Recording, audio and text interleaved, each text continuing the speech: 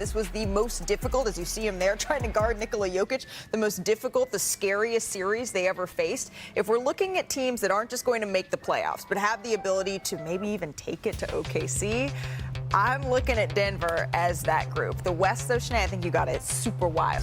So we're in the middle of August, Shanae, and the Atlanta Hawks and Trae Young, they still haven't reached an agreement on an extension. Remember, he's been eligible since July for a 4-year, $229 million deal. Our Shams Charania has reported that the Hawks, they wanted to maintain flexibility, seeing what this team is before making those commitments to Trae. But it feels like we kind of know what this team is now. Yeah, we do. We also know who Trae Young is, right? And a lot of that is outside of Young's control, but it's something that the Hawks brass could factor in here as we say hello to Mr. Money Moves, our front office insider, Bobby Marks. Bobby, we just keep hearing about flexibility. The Hawks want flexibility. What does that mean, and why is it keeping them from signing Trae to this extension, at least so far? Well, there's a couple of things here, Malika. I think the flexibility starts with the newness of this roster. I think although it looks good on paper, we still don't know how good this Atlanta team potentially could be when you look at a new front office in Anse Soleil, their GM, Kristaps Porzingis, Nickeil Alexander-Walker, Luke Kennard. Certainly when you integrate Trae Young into that, they also have a decision to make with Dyson Daniels, who's also rookie extension eligible. So I think if you're willing to commit long term, what does this roster exactly look like? I think you want a better feel. Remember, Trae Young is extension eligible till next June 30th, for $229 million. And then, Malika, I think from Trae Young's perspective, you're looking at this Atlanta team that's projected to finish fourth per ESPN Bet in the Eastern Conference. Right. And you're saying, wait a minute, I'm looking at the market. We've got potentially 10 teams. We've got a third of next year's teams that have cap space here. Am I willing to commit long term if I'm not liking where the price is right now? So I think this is going to be a slow play as far as where both sides are going to go. I do think there's a middle ground as far as reaching that commitment here. But I do think from Atlanta's perspective, you're looking, wait a minute, let's see how this roster fits before we're willing to commit long-term to Trae Young. Really quick, Bobby, it's unlikely if they don't reach an extension by the time the season starts. It's unlikely that we'll see this play out during the season. That would likely signify a pause button. Am I correct in thinking that?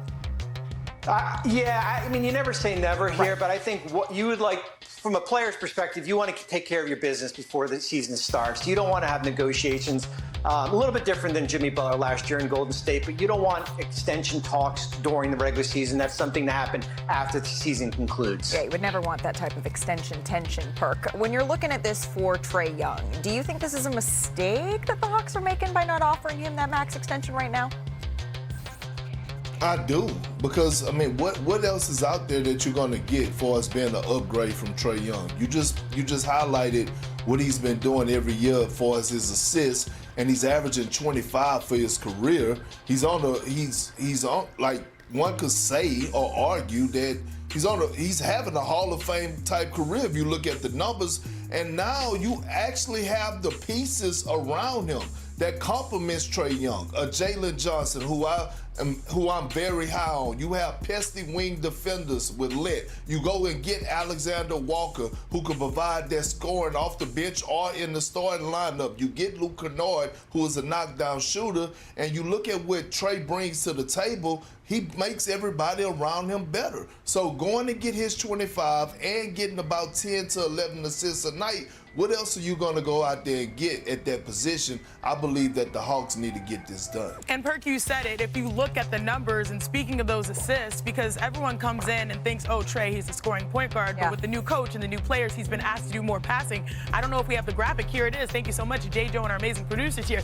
Every year of his career, he has upped his assist numbers. So he's evolving his game, not just relying on the shot, the deep range, but look, starting at 8 all the way up to 11.6, constantly pressuring the best point guards in the association when it comes to the top of the categories of leading the league in assists and also points overall generated when you add his scoring. And I believe that this is an opportunity season for the Hawks, because if you look at the landscape of the East, Celtics, Bucks, Pacers, Philly, how do we feel about those squads? Maybe there's some question marks there. You look at Detroit, Orlando, they're on the rise. Right. But this is a team that is led by a veteran who has experience and who has evolved his game in some ways. And it's also like the identity of the Hawks. Like if you don't maintain Trae, like that's a big choice. That's a big gamble in a year where your team, if you play well, you can end up getting to the Eastern Conference Finals. So I think that man, he deserves, he earns his money.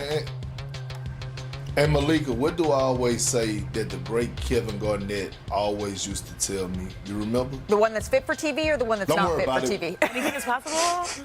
No, don't worry about it. Listen, he always look at young great players to see if they're able to go out there and get theirs and make others around them better. Trae highlighting that chart, he's getting his and making guys around him better. This feels like a roster when you look at stars around the league right now, that this is tailor-made for their star in Trae Young, more so than a lot of them that we're seeing. And we actually got to see a glimpse of Kristaps. Lauri Markkanen is on his third team with the Utah Jazz, and that has been really his most productive when you look at his numbers. He won Most Improved in 2023. He was an all-star. The Jazz, they have firmly said, nope, right now, even though we're in the midst of a rebuild, we don't have the right offer on the table. So, Bobby, Markkanen's been a bit of a topic, as Shannon has been really covert in alluding to over the last couple of minutes. What kind of market is actually out there for a player of his skill set? 7 foot, can shoot. What are we talking about here? Yeah, it's amazing how things kind of changed a year ago. Remember, we were talking about Lauri Markkanen, that date we had circled as far as to renegotiate and extend as far as when he could become trade eligible, and he was not trade eligible last year.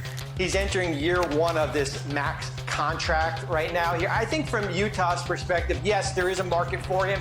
But I do think when you look at this roster, and it is extremely young as far as what the Jazz are going to do, they need good players, right? They need to eventually turn the script a little bit as far as how they start building this roster out. Collecting draft picks, which they have 11 first in the next 7 years, that is great. But I do think Markkanen can be a building block to build this around moving forward. I don't disagree. He's talented, but also, this is a long game type of situation. We'll see how long. It's hard to keep players happy when they're in that type of circumstance year and year and year. I believe Austin Ainge is going to hold on to him like a conversation. I really do. I agree with Bobby and Trae. But Bobby, let me ask you this. Could it be a possibility that he ended up in Boston? Maybe Boston take a look at him. They lost Kristaps Porzingis. They lost Al Horford. I mean, you know, Perk, Boston is interesting to me. I know we've talked a lot about how much money they've saved, over $300 million. But eventually they have to start adding pieces and look at that 2026 season. They've got that Anthony Simons expiring contract, which is roughly $27 million. They've got a 6 first-round pick. Certainly they can include this year's pick. That's the type of player that fits if you're trying to take that gap year and then also add a piece for next offseason when Jason Tatum gets back. This sounds like a challenge that the Utah Jazz are going to have to try to figure out here over the next couple of months. They are seeing Lauri Markkanen is entering the first of a 4-year deal where he's making nearly $50 million a year, so it's not exactly like it would be cheap to be able to move him. But speaking of issues, of problems, of challenges that players around the league have had to face, did y'all see this? Tyrese Maxey, we're with you. And normally, Chef helps me use the can opener for my dogs. Well, tell me what I need to do. Somebody on here, help me out. Show me how to work this thing.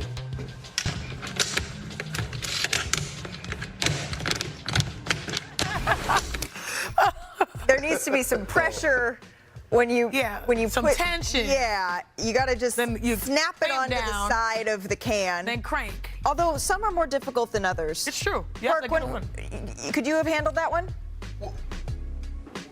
Absolutely, but I'm just trying to figure out what kind of dog do we have, right? What happened to the dry dog food that come in the bag that you... Okay, a sister of our friend Chiney Ogwumike, Nneka Ogwumike. Thank you, as always, for stopping by. The 10-time All-Star and champion herself. We really appreciate the time. Thanks for having me. You know I love spending time with you guys. We love it, too. Chiney, ran off to go prepare something. She's going to be back in just a second. But, Nneka, you moved up to 6th all-time, which is pretty incredible on the all-time scoring list. Plenty of spots still within reach. How does that feel to know that you're continuing to climb that ladder? I mean, it feels like I've been playing a long time, that's for sure. But I'm very grateful and, of course, incredibly so to be able to do it in a Storm jersey. Well, let's talk about the Storm then, because your Storm are in the midst of a little bit of a tough skid, but you all added Brittany Sykes, Slim, to the squad, dropped 27 last night here in LA. What are you guys focusing on as you're trying to get prepared for the playoffs? Because I think this is sort of the best time of the regular season right now. No, I mean, I can't disagree with you on that. This is the best time. Everyone's trying to, of course, punch their ticket, but then also find momentum going into the playoff standings. Right now, I think, of course, adding Slim was amazing, and understanding what we can do to make sure that we make the small plays. I think right now we've had a stretch of games where we're making really big plays, but keeping those small plays in perspective for us to come out on top is what we're trying to focus on. Right, those daily habits, those daily vitamins and deposits that you're trying to just make sure that you're zeroing in on, and that'll translate again to wins. Nneka, you impress me for so many different reasons, but one of them is the many, many hats that you wear. And I'm hoping that you can put on your WNBA PA president's hat for just a moment here, because there's been so much conversation, right, about this bargaining agreement and what your priorities are. And I would love to just hear directly from you, the players. What are you all looking to accomplish here between now and the end of October? I mean, one, we're looking to have another successful season, including the playoffs, and using that momentum and a lot of the progress and growth that we've seen, of course, with the biggest help of our fans, to be able to come out and negotiate an agreement that reflects our value. And Nneka, when you look at these talks, if they land in the right place, where do you see the WNBA and players in the next 5 years? Because really, that's what all of this is about. It's about continuing to grow the game and making sure that players get a piece of that. Absolutely. I mean, I see the player share growing with the growth of this league. We're seeing, exponential growth at the team level, at the league level, of course, with the fan support. And that's all.